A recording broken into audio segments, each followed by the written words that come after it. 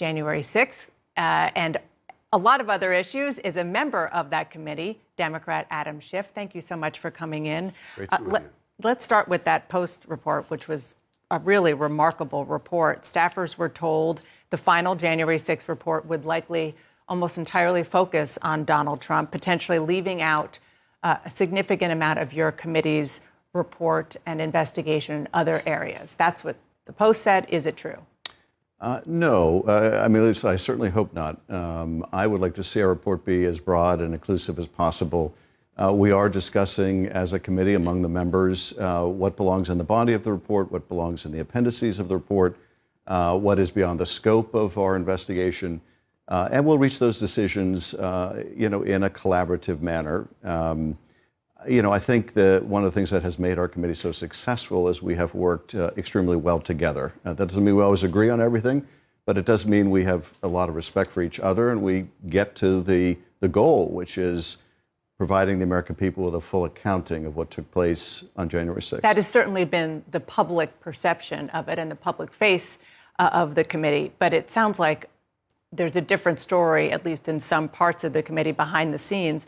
I mean, Liz Cheney's spokesman put out a statement accusing staffers on that very committee, on her own committee, of trying to slip, quote, liberal biases into the report. Here's what this quote said. That Cheney won't sign on to any narrative that suggests Republicans are inherently racist or smears men and women in law enforcement or suggests every American who believes God has blessed America is a white supremacist. And then a committee spokesman accused disgruntled staffers of, quote, cowardice and said they're helping Donald Trump and others responsible for the violence of January 6th. Those are remarkable statements. They are. I don't think the back and forth is particularly helpful to the committee, and I don't want to engage in it. We're going to get to a consensus on the report. We're very close to that now. We're close to the putting down the pen and going to print. And I think the report is going to set out in a, I hope, very comprehensive way what took place, what led to that attack, and all the circumstances around that. We're also going to be releasing the evidence, which may be the most important thing. The voluminous transcripts, the documents and emails. We want to make sure that that's put before the American people. We certainly don't want the Jim Jordans of the world to cherry pick anything not disclosed and make a false or misleading narrative out of it. So the country's going to have the evidence. They're going to have our report.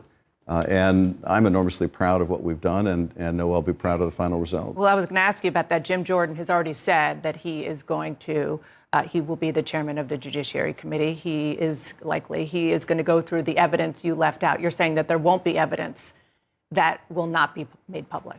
The evidence will all be made public. Now, we'll have to make sure that we scrub that evidence for personally identifiable information, that the evidence that we provide protects people's security, it doesn't put them at risk.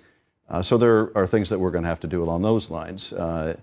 But yes, we want to put the evidence before the American people, which supports the hearings that we've done, as well as the report that we'll put out, and will be a comprehensive picture. A few weeks after January 6th, you said the attack on the Capitol was, quote, a massive intelligence and security failure that needs to be fully investigated. There were 9 public hearings. None had a specific focus on exactly that, on the security and intelligence failures. Will those be detailed in the final report?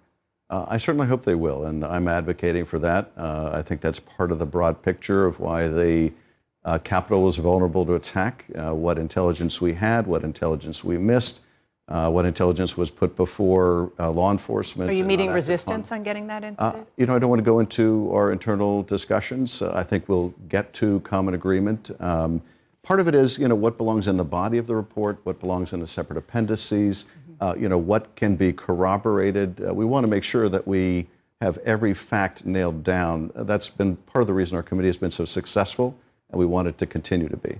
I want to move on, but before I do, there does seem to be tension surrounding the vice chair of the committee, Liz Cheney.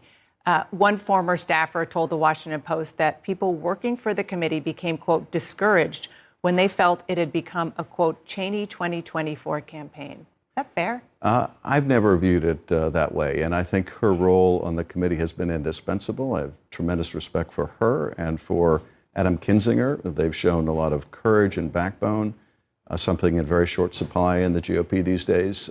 So the committee would not have been the same without both of their participation, and I have nothing but respect for both of them. As you well know, the man who was trying to be Speaker, a Republican Kevin McCarthy, says that he wants to kick you off the Intelligence Committee, the committee that you now chair, because of your handling of the Trump-Russia investigation, and specifically that you repeatedly asserted that there was direct evidence of collusion, direct collusion, which didn't materialize. What's your response to McCarthy?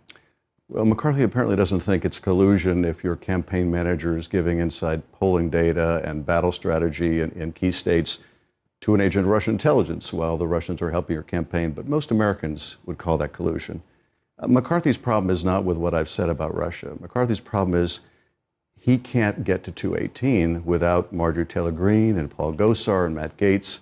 And so he will do whatever they ask. And right now they're asking for me to be removed from my committees, and he's willing to do it. He's willing to do anything they ask. And that's the problem. Kevin McCarthy has no ideology. He has no core set of beliefs. It's very hard not only to get to 218 that way, it's even more difficult to keep 218.